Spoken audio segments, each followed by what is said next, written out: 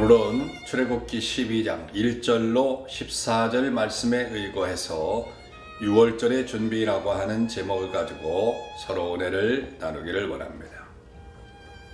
구약 성경에서 가장 의미 있는 사건은 출애굽 사건일 것입니다.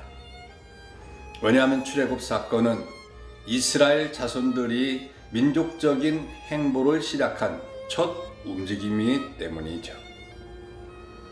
또한 예수님의 대속의 죽음을 잘 설명해 주는 시간이며 이 땅에 존재하는 교회와 성도들의 실존을 잘 이해하게 하는 시간이기 때문에 그렇습니다. 출애굽을 신약의 의미로 해석한다면 애굽은 죄악된 세상이고 출애굽은 예수 그리스도로 말미암아 죄의 굴레에서 벗어나는 구원이라고 할 수 있습니다. 그만큼 출애굽 사건이 중요하다는 것이지요. 출애굽 사건의 핵심은 12장부터 14장까지라고 할 수 있는데 마지막 장자의 재앙과 재앙이 있던 날 밤에 이루어진 출애굽이 이 말씀들 가운데 다 기록되어 있습니다.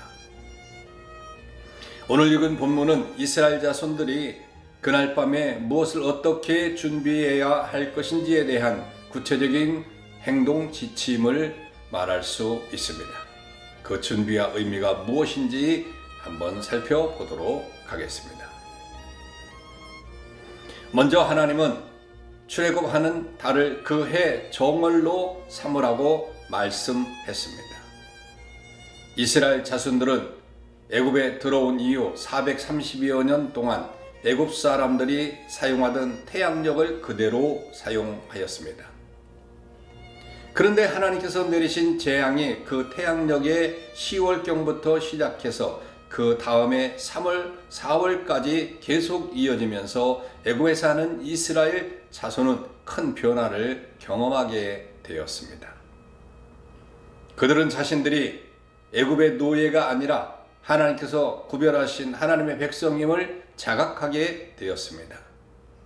그러다가 9번째 흑암의 재앙이 임한 이후 어느 날 그들은 모세로부터 이 달을 기해 정월로 삼으라는 하나님의 말씀을 전달받게 되었죠. 기존의 시각 환사품 대신 하나님께서 제정하시는 새로운 원력을 사용하라는 말씀이었습니다. 쉽게 말하면 걸려있는 3월 달력을 버리고 대신 새로 만들어진 1월 달력을 걸라는 것입니다. 하나님께서 왜 이런 명령을 내리셨을까요? 그 달에 이루어질 일이 너무나 중요하기 때문입니다. 다시 말해서 그 달은 하나님의 특별하신 은총으로 이스라엘 자손이 애굽에서 떠나 진정한 하나님의 백성이 되는 달이기 때문에 원력을 받고 그 의미를 기념하라고 하는 그런 말씀인 것입니다. 중국을 비롯한 한자를 사용하는 아시아의 군주 국가들은 군주의 제위에 따라서 해를 세었는데 새 군주 즉위하면 그 이듬해를 원년으로 하였습니다.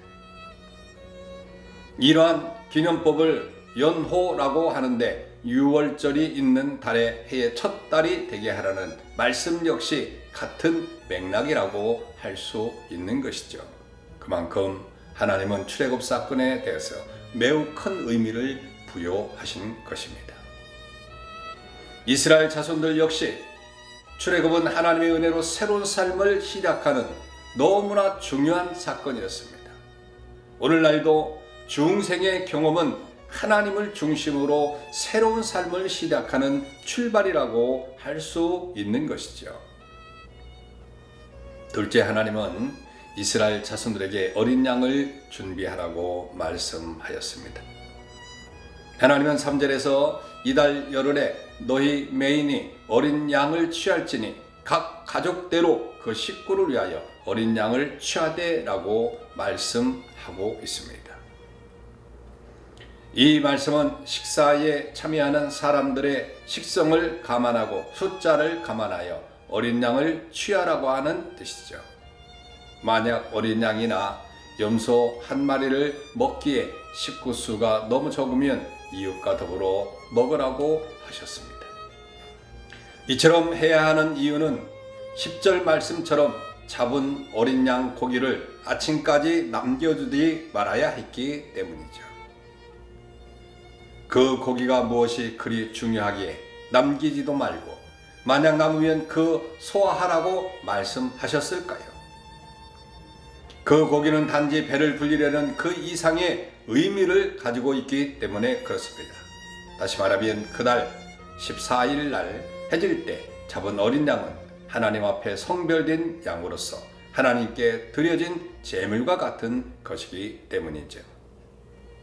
그달 14일 밤은 애국 가운데 처음 난 것은 사람이든 생축이든 모두 죽게 될 날인 것이었던 것입니다. 오직 하나님의 말씀을 따라 어린 양을 잡아 피를 짓문 좌우 설주와 인방에 바른 짓만이 죽음을 면케 되었습니다. 결국 그들이 잡은 어린 양은 그들의 장자를 대신하여 죽은 것이고 하나님은 그 어린 양을 죽여 피를 바른 그들의 집을 보시고 그들의 장자를 살리셨습니다. 그러므로 그날 잡은 어린 양은 단순한 음식물이 아니라 하나님으로부터 구원을 얻는 방편이었습니다. 그날 밤에 이스라엘 자손을 살리기 위해 대신 죽은 어린 양은 곧 하나님의 택한 백성을 죄를 위해서 구원하시기 위해서 십자가에 달려 죽으신 예수 그리스도를 상징하는 것입니다.